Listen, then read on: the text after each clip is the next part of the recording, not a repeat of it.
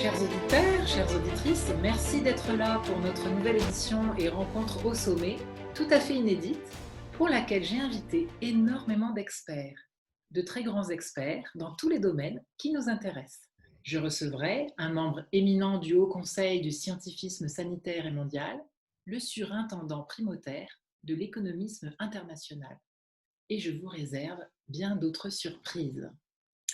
Mais pour commencer cette émission, c'est avec une grande solennité que j'aimerais accueillir sur ce plateau virtuel Sa Merveilleuse Majesté Sérénissement Impériale, qui est présente et qui nous fait l'honneur de venir échanger avec nous. Alors, je vous parlais d'inédit parce qu'aujourd'hui, pour vous interroger, chère Altesse Vénérable, j'aimerais laisser les questions à l'une de nos auditrices. Sire, je vous demande pardon de vous interroger, sire. Sur quoi régnez-vous? Surtout, Sur tout ça? sur tout ça. Et les étoiles vous obéissent? Bien sûr, elles m'obéissent aussitôt. Je ne tolère pas l'indiscipline. Je voudrais voir un coucher de soleil. Faites-moi plaisir, ordonnez au soleil de se coucher. Si j'ordonnais à un général de voler d'une fleur à l'autre à la façon d'un papillon ou d'écrire une tragédie ou de se changer en oiseau de mer, si le général n'exécutait pas l'ordre reçu, qui de lui ou de moi serait dans son tort? Ce serait vous. Exact. Il faut exiger de chacun ce que chacun peut donner. L'autorité repose d'abord sur la raison. Si tu ordonnes à ton peuple de se jeter à la mer, il fera la révolution. J'ai le droit d'exiger l'obéissance parce que mes ordres sont raisonnables. Alors, mon coucher de soleil? Tu vas l'avoir, ton coucher de soleil. Je l'exigerai, mais j'attendrai, dans ma science de gouvernement, que les conditions soient favorables. Mais quand ça sera-t-il? Ce sera ce sera ce soir vers 7h40 et tu verras que je suis bien obéi. À propos de coucher de soleil, je connais un vieux monsieur qui aime se promener dans la forêt au crépuscule et il m'a raconté ceci. Un soir, il croise une femme habillée en noir qui se dirigeait vers son village. Et il lui demande ce qu'elle va y faire, et la peste, car c'était elle, lui répond: au nom des lois du renouveau et de l'équilibre, je vais prendre 1000 vies. Le vieil homme continue sa route, serein. Croisant de nouveau la peste plus tard, il l'arrête et lui dit: tu m'as menti, je suis passé au village. Tu n'as pas pris 1000 vies, mais 5000. La peste lui répond: j'ai bien pris les 1000 vies comme convenu. Et les autres vies, c'est la peur qui les a prises. Oui, bien sûr, mais il nous faut bien de la peur pour nous protéger et instaurer des mesures de sécurité efficaces, n'est-ce pas? Le peuple n'est pas raisonnable. Ce sont des grands enfants égoïstes et irresponsables, et il faut bien leur apprendre à se comporter correctement. Qu'en dites-vous, chère madame, vous qui représentez la Confédération solidaire des humains de la Terre? Avoir peur tous ensemble, c'est un peu faire acte de solidarité, n'est-ce pas? Et nous, les médias de l'élite, nous sommes fiers de participer à cette entraide autour de la peur. C'est notre contribution pour que règne l'ordre parfait dont parlait à l'instant notre Majesté impériale. Sinon, nous n'aurons pas d'avenir possible.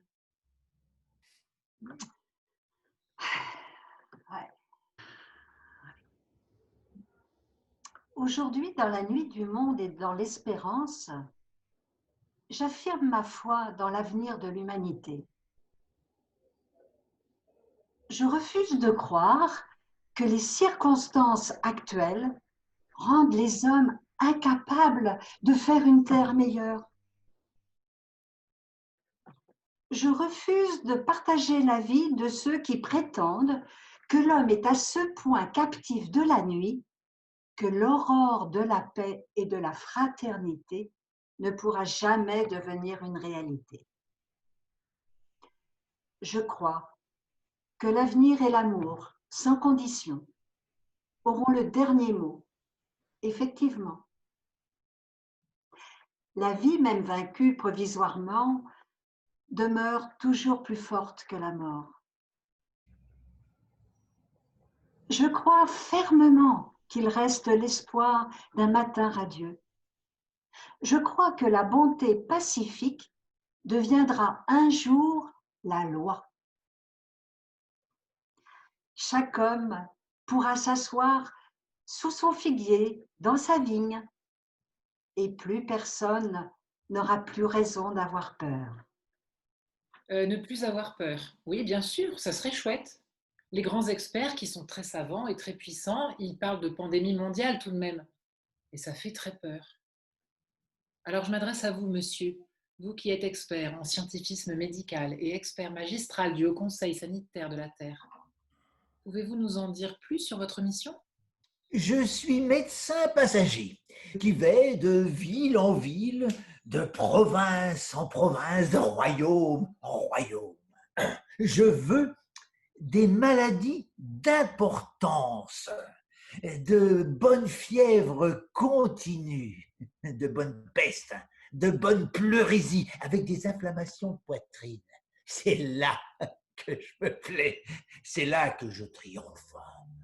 Et je voudrais que vous eussiez toutes les maladies que je viens de dire. Je vous suis obligé, monsieur, des bontés que vous avez pour moi. Quel est votre médecin? Monsieur Purgon, Cet homme-là n'est point écrit sur mes tablettes entre les grands médecins. De quoi dit-il que vous êtes malade? il dit que c'est du foie et d'autres disent que c'est de la rate. Mais ce sont tous des ignorants. C'est du poumon que vous êtes malade. Du poumon? Oui, du poumon. Que sentez-vous? Je sens de temps en temps des douleurs de tête.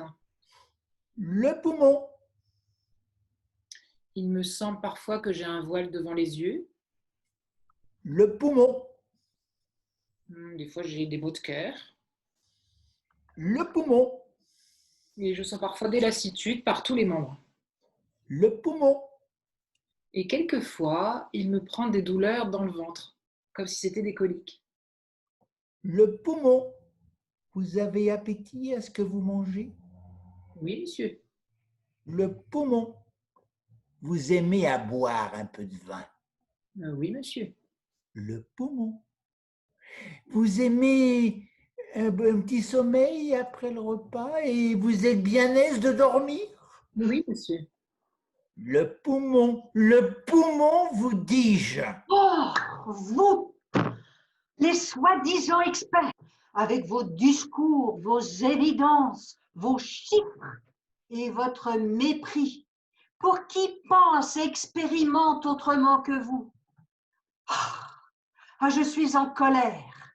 Et parfois, je me demande si vous êtes bien sur le terrain avec la réalité des malades et des soignants. C'est bien beau d'applaudir tous les soirs, mais après, concrètement, mais qu'est-ce que vous faites pour les soutenir? Mais quelle ignorance aussi, mais quel manque d'humanité que de proposer des mois et des mois aux personnes âgées et qui, pour certaines, n'ayant plus de lien avec leur famille, mais préféreraient mourir. Et vous vous rendez compte de la souffrance de ceux qui ont perdu un proche sans pouvoir les accompagner jusqu'à leur dernier souffle et pour leur dernière demeure? Oui, oui, bien sûr. Merci pour ce magnifique coup de gueule en direct dans notre émission. On compatit tous, bien entendu, mais enfin, nous n'avons pas vraiment le choix. Nous sommes bien obligés d'obéir aux décrets du pouvoir et au savoir des experts. Il est incroyable de voir comme le peuple, dès qu'il est assujetti, tombe soudain dans un si profond oubli de sa liberté qu'il lui est impossible de se réveiller pour la reconquérir. Il sert si bien, si volontiers, qu'on dirait à le voir qu'il n'a pas seulement perdu sa liberté, mais gagner sa servitude. Le pouvoir de l'argent, de l'économie, la croissance. Mais il est temps pour chacun et collectivement, mais de vivre plus de coopération, d'équité. Vous savez, selon moi, ce qui compte vraiment, eh bien, c'est de remettre l'humain au centre des priorités. Oui, bien sûr, bien sûr. Alors, vous, monsieur, vous êtes expert de la très haute finance internationale et à la tête de la suprémissime Banque mondiale, dont la fortune s'élève à 500 millions. C'est 500 millions de quoi? 501 millions de... Je ne sais plus. J'ai tellement de travail. Je suis sérieux, moi. Je ne m'amuse pas à des balivernes. 501 millions de quoi? Ah, millions de ces petites choses que l'on voit dans le ciel. Des mouches? Mais non, des petites choses qui brillent. Des abeilles? Mais non, des petites choses dorées qui font rêvasser les feignants. Mais je suis sérieux, moi. Je n'ai pas le temps de rêvasser. Ah, des étoiles! C'est ça, des étoiles. Mais que fais-tu de 500 millions d'étoiles? 501 622 731. Je suis sérieux, moi. Je suis précis. Mais que fais-tu de ces étoiles? Est-ce que j'en fais?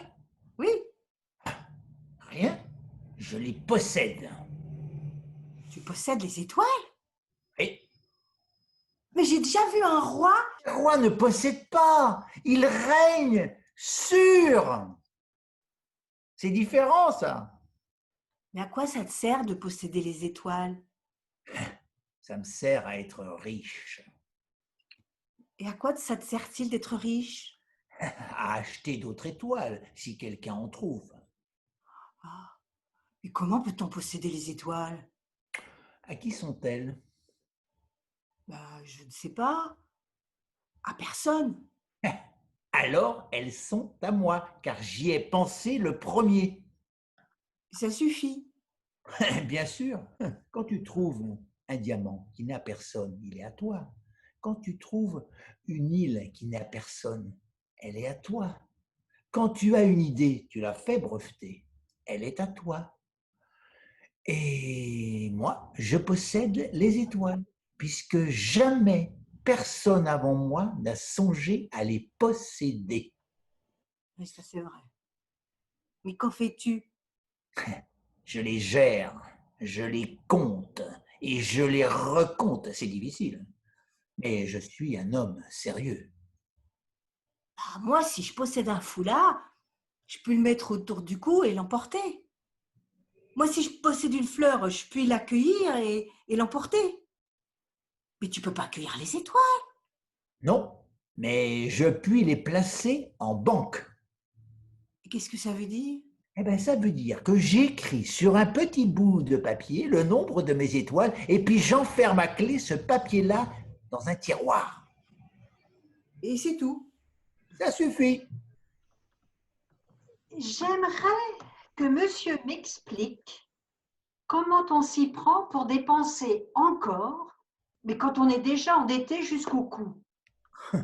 Mais quand on est un simple mortel, bien sûr, et qu'on est couvert de dettes, on va en prison. Mais l'État, lui, c'est différent. On ne peut pas jeter l'État en prison. Alors il continue, il creuse la dette. Tous les États font cela. Ah oui, vous croyez? Cependant, il nous faut de l'argent. Et comment en trouver quand on a déjà créé tous les impôts inimaginables? On en crée d'autres. Nous ne pouvons pas taxer les pauvres plus qu'ils ne le sont déjà. Ah oui, c'est impossible. Alors, les riches? Les riches non plus. Ils ne dépenseraient plus. Un riche qui dépense fait vivre des centaines de pauvres. Alors, comment fait-on? Colbert Tu résonnes comme un fromage. Il y a quantité de gens qui sont entre les deux, ni pauvres ni riches. Des Français qui travaillent, rêvant d'être riches et redoutant d'être pauvres. C'est ceux-là que nous devons taxer encore plus, toujours plus. Ceux-là, plus tu leur prends, plus ils travaillent pour compenser. C'est un réservoir inépuisable. Alors nous arrivons à la fin de notre émission. Et pour nos auditeurs, chers invités, avez-vous encore un message en quelques mots, s'il vous plaît? Bon, dites ce que vous voulez, on n'arrêtera pas le progrès. L'avenir, c'est la technologie et la croissance. Voilà ce que je pense. Moi, c'est mon corps qui pense. Il est plus intelligent que mon cerveau. Il ressent plus finement, plus subtilement. Toute ma peau a une âme. Mais nos experts alors, et le savoir? C'est important le savoir. Persévérer à chercher davantage la saveur que le savoir. Le balbutiement que la rhétorique satisfait. Persévérer à n'investir que dans le sable qui coule entre les doigts et dans les espérances, nos cotés en bourse. Si on m'annonçait que la fin du monde est pour demain, là, je planterais quand même un pommier.